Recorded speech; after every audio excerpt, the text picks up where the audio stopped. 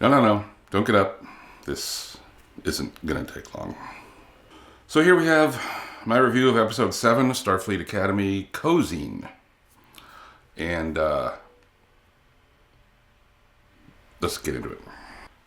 So the Academy has, I guess it's some type of spring break, and all the students are going off to visit family and loved ones, and Caleb is missing his little Snooky Wookums tiramisu, who has spent the last 4 weeks on Beta Z recovering from ripping out her inhibitor last week.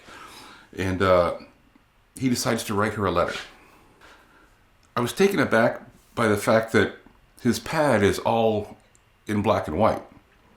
Much like, if your cell phone is dying, like the last 10%, it'll go into like this super battery saving mode with reduced graphics, and it's black and white. And I was like, is his pad dying? Why is this? Normally it's got the orange and the menus and lots of colors, and I just thought this was really weird, and like maybe they forgot to insert the right graphics. It just jumped out at me, and this is what's called a flying snowman. When there's something in a narrative, a show, a movie that you're watching, and it, whatever happens, pulls you out of the episode, pulls you out of the movie. Now you're thinking, why did they do that? As opposed to just being into the episode. So that's what happened here. I thought this was awkwardly weird, and it pulled me right out of the episode while I thought about why would this be black and white and not in full color.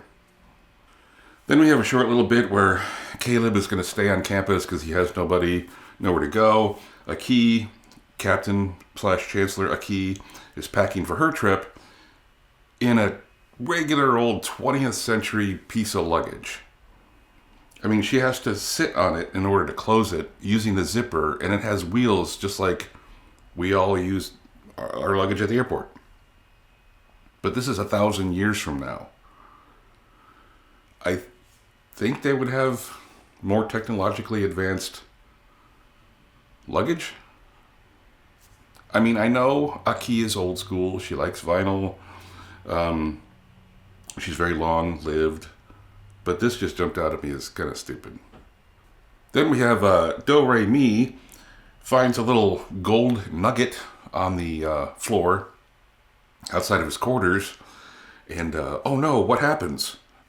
He's being abducted by these two people who take him through a weird portal that's in front of his quarters, which is in the Starfleet building, which is a part of the ship. No alarms go off? No intruder alert? What is this? What is happening? And why is nothing being done about it? Again, this really jumped out at me as like poor writing. They need to get him off the planet. So they abduct him in a way that makes absolutely no sense.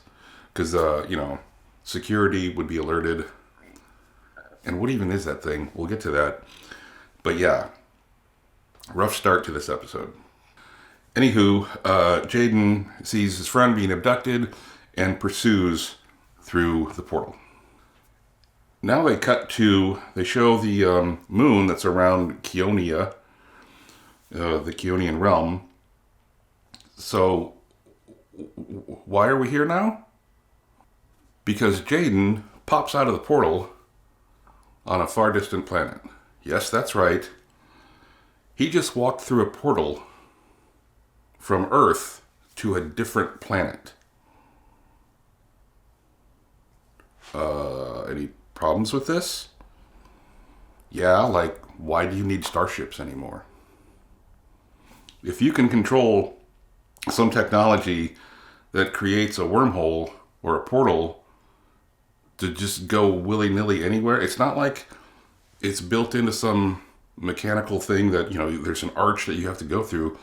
It just popped open in the hallway at Starfleet Academy and exits on this moon around Keonia. I have no idea where it is. I can't tell you it's X number of light years because that's not been established yet. But yeah, just like JJ screwed up in the first Star Trek film. No, the second one. No, it was the first one. Yeah, in JJ's version of Star Trek verse, he had them beaming from the moon around Vulcan to the Enterprise, speeding away at warp speed. And then in Into Darkness, he had Khan beam from Earth to Kronos, the capital of Klingon culture. A different planet, dozens of light years away. You can't beam that far.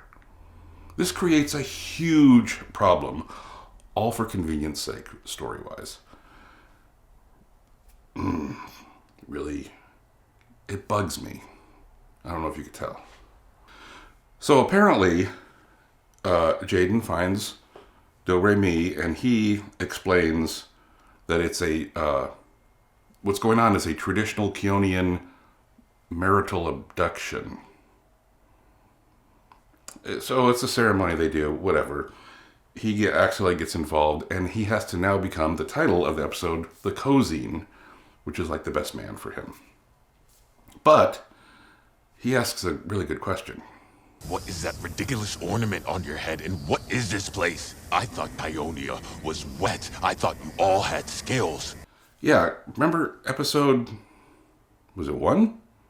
When Do-Re-Mi turned into fish face here so that he could walk outside the ship with no life support. I just find it super weird that, are the Keonians, do they look like this and they change to look human for us? Or do they look like humans, but they can go into this? Because Jaden said that he thought it was a water planet and everybody had gills. They've created a problem. They create a lot of problems as script writers for this show. And this is another one. Is he this or is he that? Anyway, going back to the portal, it's explained away by Do-Re-Mi. Except it wasn't a transport. It's more like an artificial single-point wormhole. So, yeah, that's stupid. Like I said, why would you have starships anymore? Inside a starship, why do you have turbo lifts if you just beam everybody everywhere? The technology is making starships useless, which creates a lot of plot problems, because it's going to come up, why didn't they just beam this, or why didn't they teleport across the galaxy? So, I don't know. The other things happen in this episode. It was kind of a bottle episode, insofar it was just about Do-Re-Mi and Jaden on this other planet, but they wrote a really poor way of having to get him there. Other things happened with Genesis. What exactly is Genesis? And Caleb, I don't forget. It was a completely forgettable episode. So, I know they're establishing the characters. I just think that they should have probably introduced them a little slower. Let us see them in action and then peel back the layers. Start to get to know the characters. They've thrust us on Jaden. Or maybe turn that around. They've thrust Jaden on us. They thrust Sam on us. And now we have a Do-Re-Mi episode. Let us start to like these characters before we want to know more about them. Anyway, yeah, I know, I'm hanging on by a thread. I want good things for this show, and I'm a completist, so unfortunately I have to watch everything. Here's hoping next week is better. Until then, live long and prosper.